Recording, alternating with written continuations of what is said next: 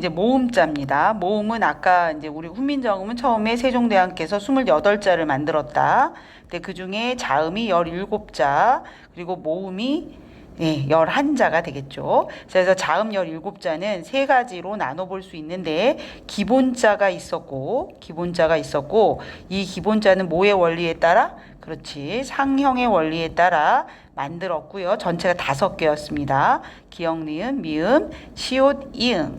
얘네들은 뭐를 본따서 만들었다? 상형은 본따서 만들다라는 뜻인데 발음 기관을 본따서 만들었다. 그래서 기역은 그쵸. 혀 뿌리가 목구멍을 막는 모양. 그다음 니은은 혀 끝이 윗 잇몸에 닿는 모양. 미음은 입술, 시옷은 이, 그리고 이응은 목구멍이었다라는 걸 기억하셔야 되고, 그다음에 가획자가 있었어요. 가획자는 획을 더하는 가획의 원리로 만들어졌는데, 가획은 이 같은 이제 위치에서 나는 소리들을 소리가 세질 때마다 획을 더하는 거다, 이런 얘기야. 예를 들면 이런 거죠. 이렇게 미음, 시옷, 이응이 있으면 여기가 소리가 세질 때마다 획을 더합니다. 요렇게, 요렇게, 요렇게, 요렇게, 요렇게. 이거 갖고도 안 되겠어요. 자, 그래서 이번에는 또 다른 색깔로 획을 더합니다. 요렇게, 또는 요렇게, 또는 요렇게, 요렇게 만들었다. 좀 이상하지만, 이렇게 해서 전체 9개의 가획자를 만들게 되고, 여기 5개가 있었던 거죠. 자, 그리고 나서 이걸로 이제, 이 가획은 소리가 세져야 되는데, 얘네들은 소리는 세지지 않기 때문에, 얘는 다른 모양의 글자다라고 해서 이체자가 있었던 거예요. 이 세 가지가 옛니응, 반치음, 그 다음에 리을이 있습니다. 이렇게 해서 이제 17자 만들고, 그 다음 이제 사용하는 방법 중에 뭐가 있었지? 이어쓰기와 나란히 쓰기가 있었다. 나란히 쓰기를 우리가 한자로 병서라고 부르고요. 요건 이렇게 옆으로 쓰는 거. 이어쓰기는 이렇게 아래로 쓰는 거였다라는 제자 원리 자음자를 공부했어요.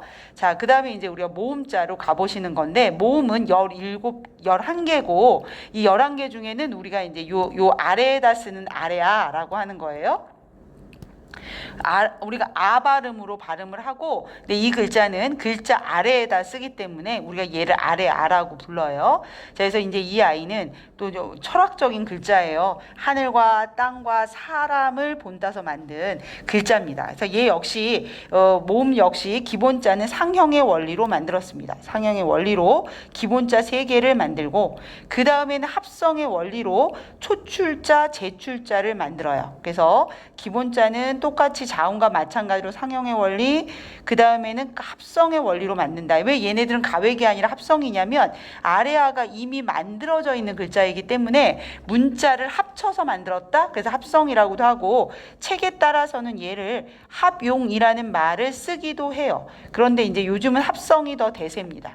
자, 그래서 합성의 원리로 기억하시면 된다. 자, 제자 원리 보시면 상형의 원리로 만들었는데, 그 상형이 뭐냐면 하늘, 땅, 사람이야.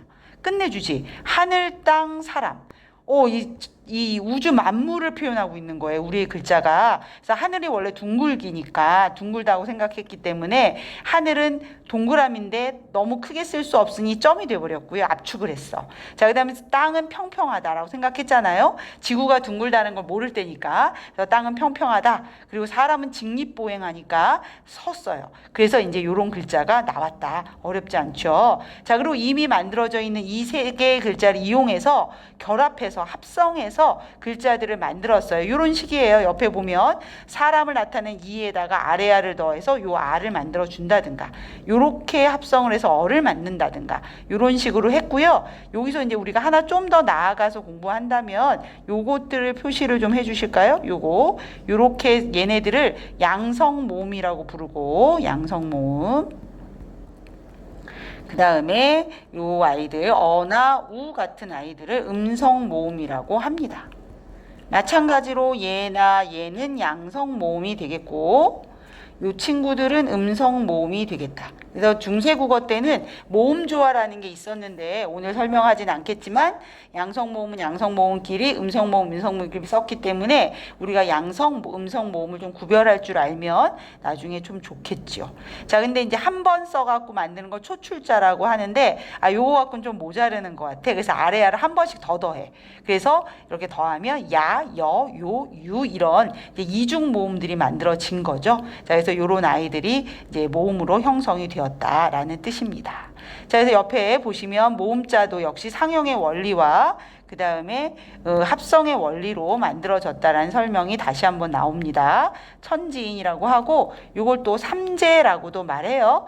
그래서 같은 의미니까 알아두시면 되겠고, 자, 그다음 기본자를 합칩니다. 이미 만들어져 있는 글자를 합치기 때문에 얘는 합성의 원리라고 얘기하는 거고, 자, 그다음 참고이지만 참고보단 좀 더 중요해요. 자, 훈민정음 창제 정신이 만들어져 있는데 우리 훈민정음 임금님의 이제 그 뜻을 해서 훈민정음 어지라는 것이 있었어요. 이때 어가 임금님이고 지가 뜻지자인데, 자, 그래서 임금님의 뜻, 이 글자를 만들 때 임금님의 뜻이 뭐냐?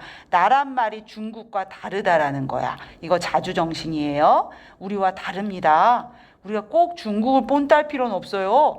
다르니까요. 우리나라 말은 중국과 달라서 한자랑 서로 잘 안 맞아.